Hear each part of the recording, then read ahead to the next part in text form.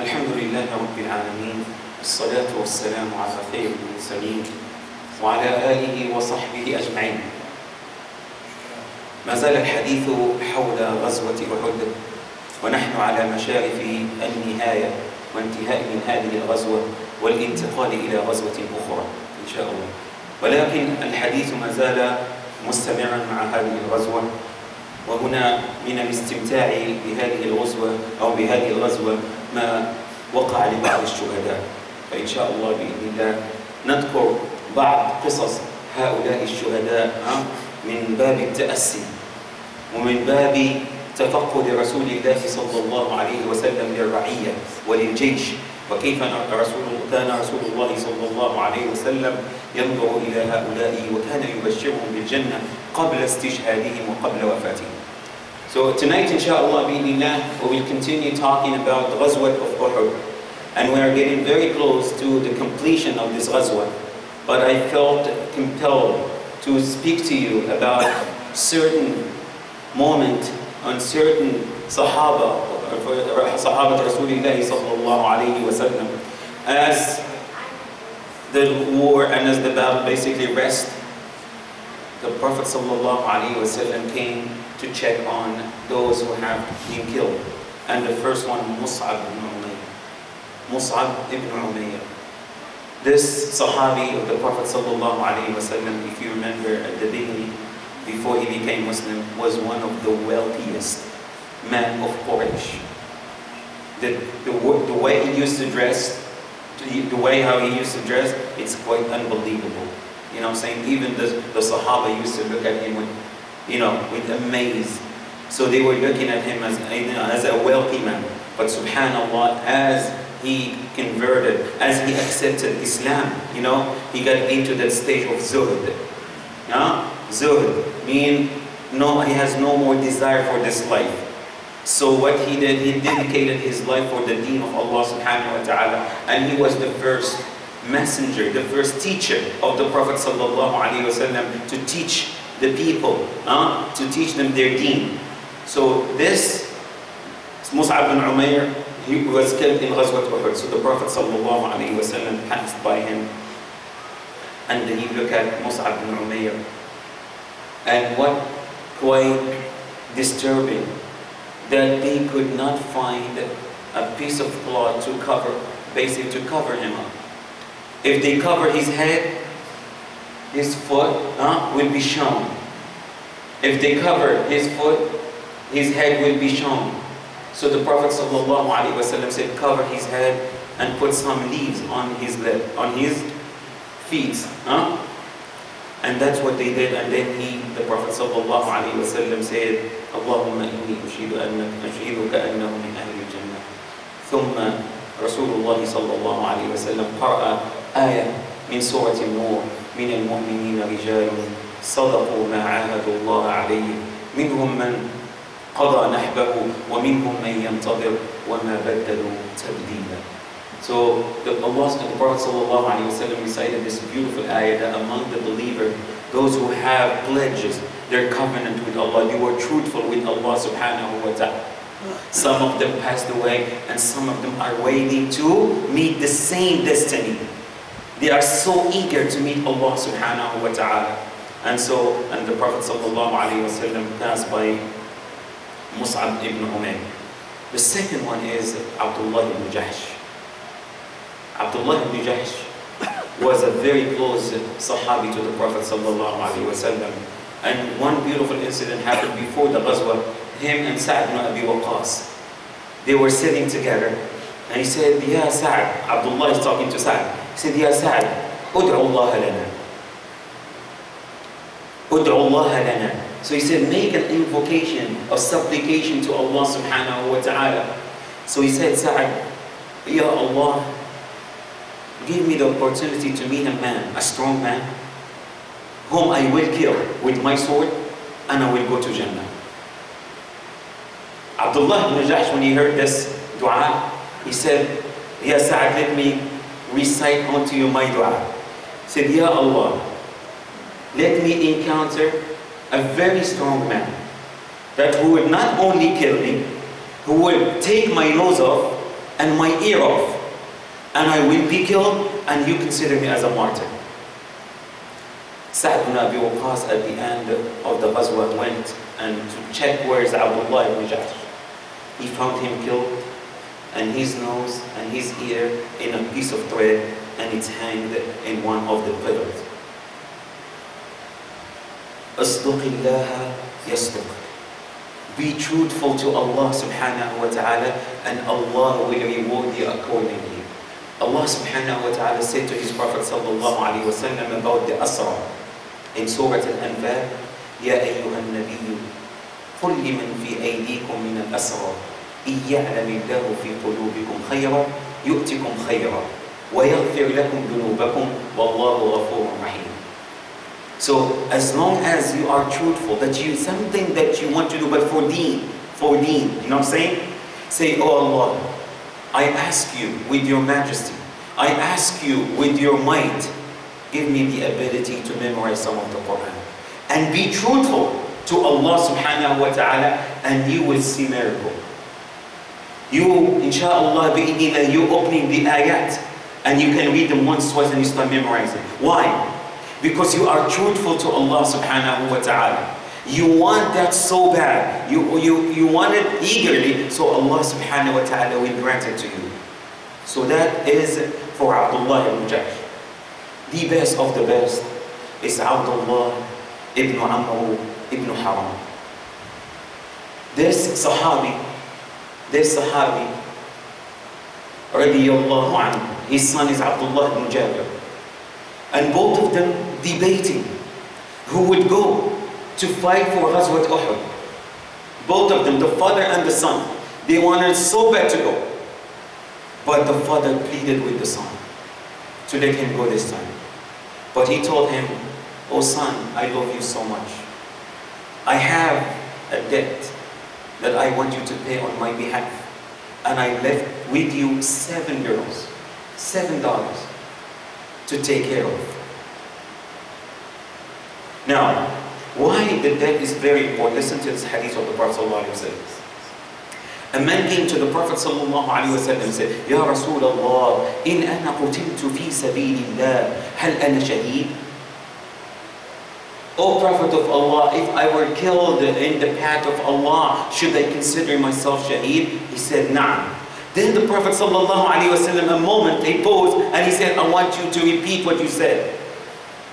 So the man repeated, he said, Ya Rasulullah, أَرَأَيْتَ إِن قُتِلْتُ هَلْ أَنَا شَهِيدٌ فِي سَبِيلِ اللَّهِ?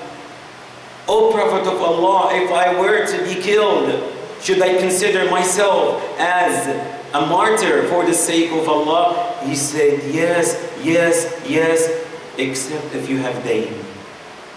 Jibreel just revealed it to me right now.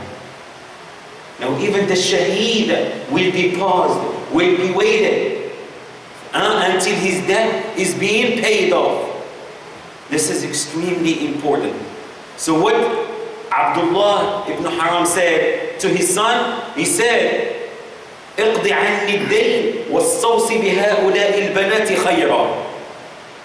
اقضي عني الدين واستوصي بهؤلاء البنات خيرا. And he went. And he said, I have the feeling that I'm not coming back.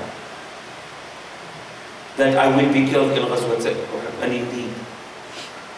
So when he was killed, his sister came and she cried on his behalf when he was laying down. And the Prophet ﷺ mentioned his son, Abdullah ibn Jabir. Abdullah ibn Jabir. He said, Ya Abdullah, mali araka munkasira. Why you are very sad? Why are you looking very sad? He said, Ya Rasulullah, you see, my father died, and he left me with 7 girls. I just want to add one more thing about Abdullah ibn Jabir. My dear brothers, he was very young, yet he met a woman that was already married. When the Prophet ﷺ asked him, Ya Abdullah, لما لم تنكح بكرا تلاعبك وتلاعبها أو تداعبك وتداعبها. So he said, the Prophet of Allah ﷺ said, why didn't you get married to a woman who's still virgin? You're still young. He said, I wanted to marry someone who's already been married, has experience, because I want her to take care and to care for these 7 girls. He didn't care about himself, even though he was very young, but he cared so much about his daughters, his sisters. 7 sisters that his father left for him to take care of them. Not once, not 2, but 7. So the Prophet ﷺ, seeing Abdullah ibn Jabir in a state of sadness, and he said, what happened to you? He said, did you see what happened? He said, let me give you a glad tidings. Inna rabbaka,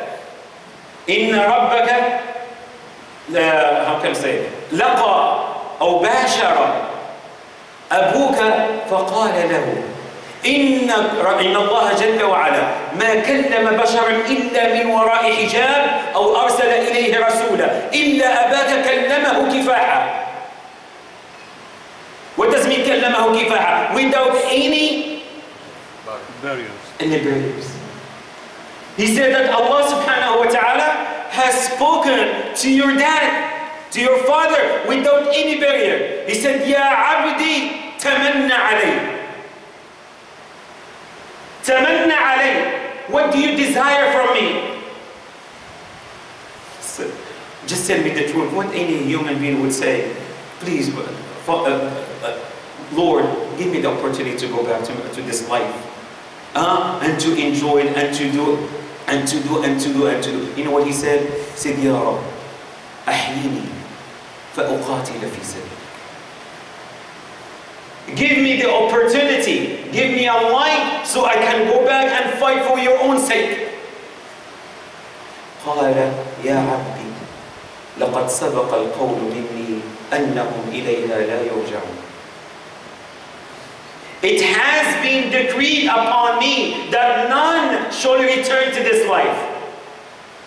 That none shall return to this life.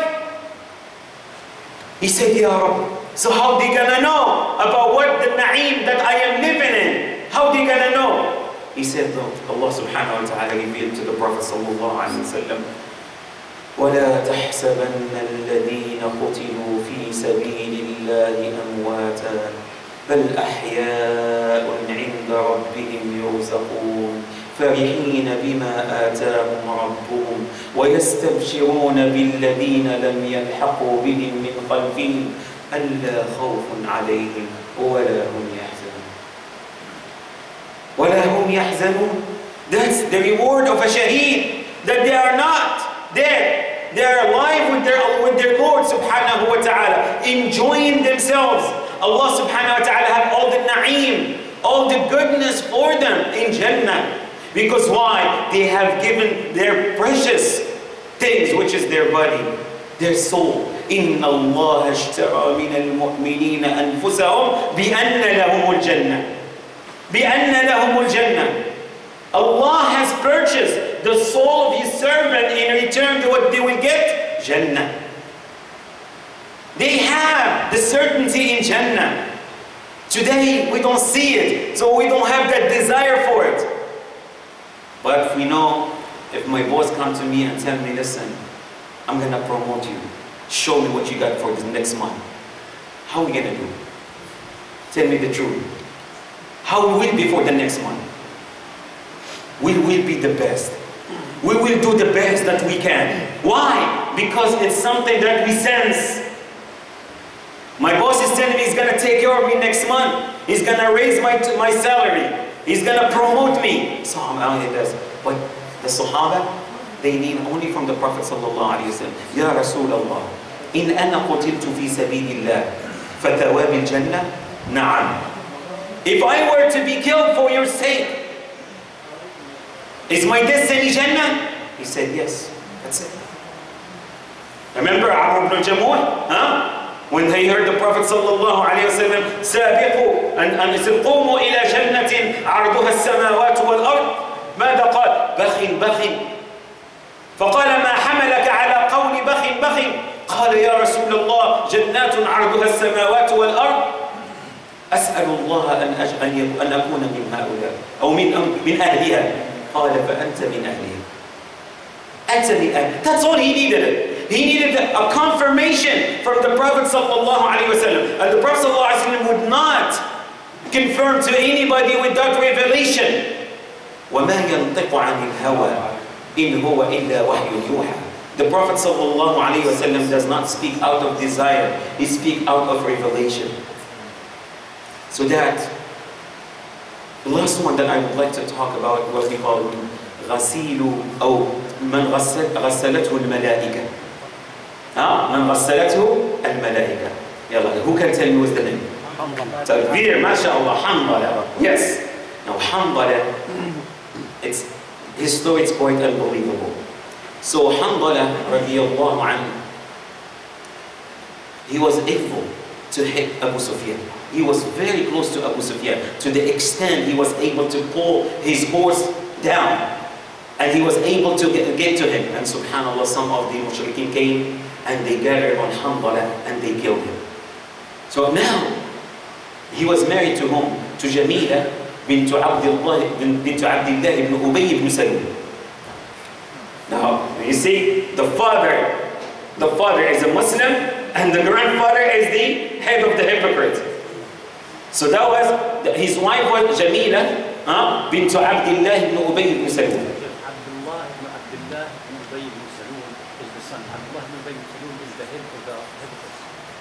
Who? Abdullah ibn Ubay ibn Salul is the head of the hypocrite. Yes, yes. Yes, Abdullah ibn Ubay ibn Salul. That Abdullah, the first Abdullah, is the father of Jamila, and he was a Muslim. He became a Muslim. The father of Abdullah is the head of the hypocrite. So, when he got married to Jamila, first night that he's gonna spend as a new husband with his wife, and in the morning he heard the call, a mu'addin for the ghazwa, to go.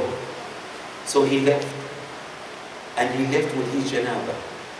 That means he had an intercourse with his wife in the night, and then he didn't have the chance to take a shower, and he left. Now some of us, we get very excited when we get married and we start missing 7 days of Salat al-Fajr. Yeah. And it's not even based on any hadith of the Prophet sallallahu alaihi wasallam. It's something that we enjoy ourselves. He said, man, I have a break, a 7-day break, from the masjid. I don't have to pray Salat al-Fajr. No. This Sahabi radiallahu anhu enjoyed only his first night. Only his first night. And in the morning he heard the call for jihad. He left his wife. And he didn't have the chance to wash. And he left for Ghazwa. His wife Jamila radiyallahu anha saw in a dream that he will be among the martyrs. Now any woman under these circumstances will say, so why should I have anything to do with it? I'd rather remain virgin so I have the chance to get married with another person. But when she saw that in the dream, she wanted so bad to be with her husband, so Allah subhanahu wa ta'ala will grant her a son from Hanbala to be the son of the shaheed. To be called the son of the shaheed, of the martyr. So when he died, the Prophet sallallahu alayhi wa sallam said, وَاللَّهِ إِنِّي لَأَرَى الْمَلَائِكَةُ تُغَسِّلُ مَا بَيْنَ السَّمَاءِ وَالْأَرْضِ بِمَاءِ الْمُزْنِ بِصِحَافٍ مِنْ فِضَّةٍ. بِصِحَافٍ مِنْ فِضَّةٍ. He said, by Allah, I can see the malaika between the heavens and the earth. Between the heavens and the earth, washing the body of Hanbala with the water of Muslim, with the water from Jannah. It's a water of Jannah. And in a barrel made of silver. And that is the reward of the Sahabi radiallahu anhu. Tomorrow, inshallah, we will continue to have about 3 more shuhada that we'd like to talk about. Inshallah, أقول قولي هذا وأستغفر الله لي ولكم فاستغفروه يا فوز المستغفرين. اللهم اجعلنا من الذين يستمعون قولا فيتبعون أحسنه. I just want to remind